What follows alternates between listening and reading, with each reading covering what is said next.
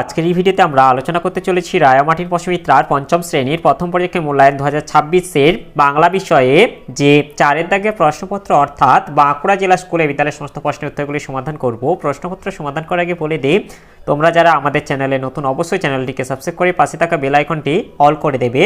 প্রথমে একে দাগে আছে সঠিক উত্তরটির তলায় দাগ দাও।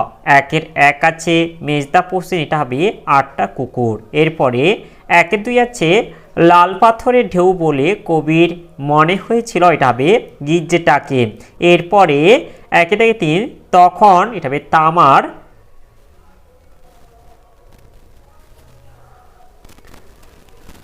ঘন্টা আর তীর ধনুক নিয়ে সে ডুলং নদীতে ঝাঁপ দিল। এরপরে একে থেকে 4 আছে জোয়ানদের একটা ঘাঁটি ছিল, এটা হবে লাডাকে।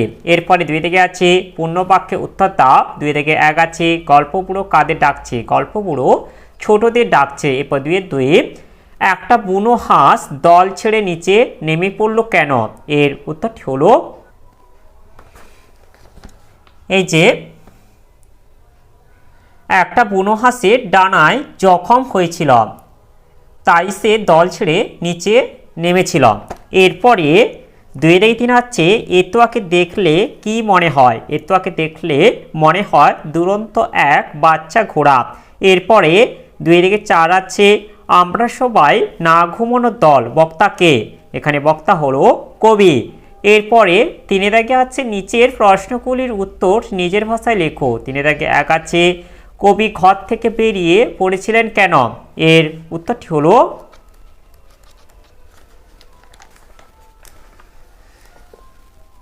এই যে নারকেল গাছের লম্বা মাথায় ডাবের মতো ঠান্ডা ও গোলগাল চাঁদ উঠেছে। এই অপূর্ব দৃশ্য দেখে মুগ্ধ হয়ে কবি ঘর থেকে বেরিয়ে পড়েছিলেন। এরপরে 3 থেকে 2 যেটা আছে এ তো আর রোজকার কাজের বর্ণনা দাও, এর উত্তরটি হলো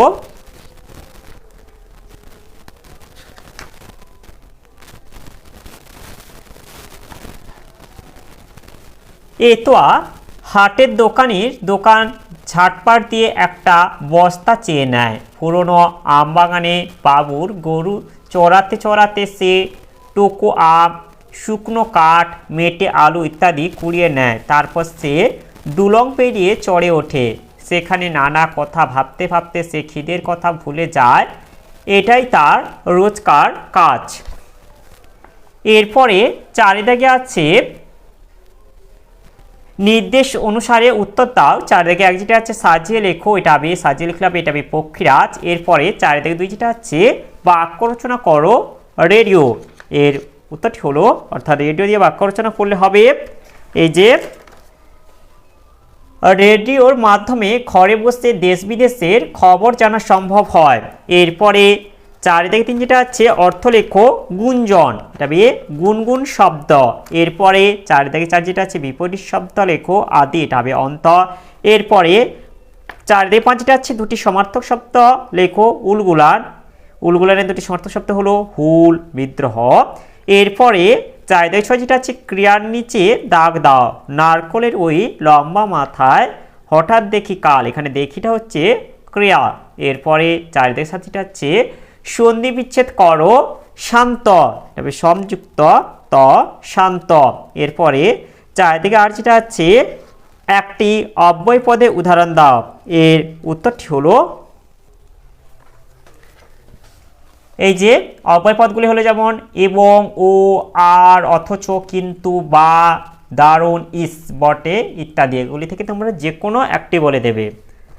তাহলে আজকের ভিডিওতে আমরা পঞ্চম শ্রেণী বাংলা বিষয়ে যে 4 দাগের প্রশ্নপত্রটি ছিল তা সমাধান করলাম। আর ভিডিওটি শেষ করার আগে বলে দিই, তোমরা যারা এখনো পর্যন্ত আমার চ্যানেলটিকে সাবস্ক্রাইব করোনি অবশ্যই চ্যানেলটিকে সাবস্ক্রাইব করে নেবে এবং এই ভিডিওটিকে বেশি বেশি করে লাইক, কমেন্ট ও শেয়ার করে দেবে।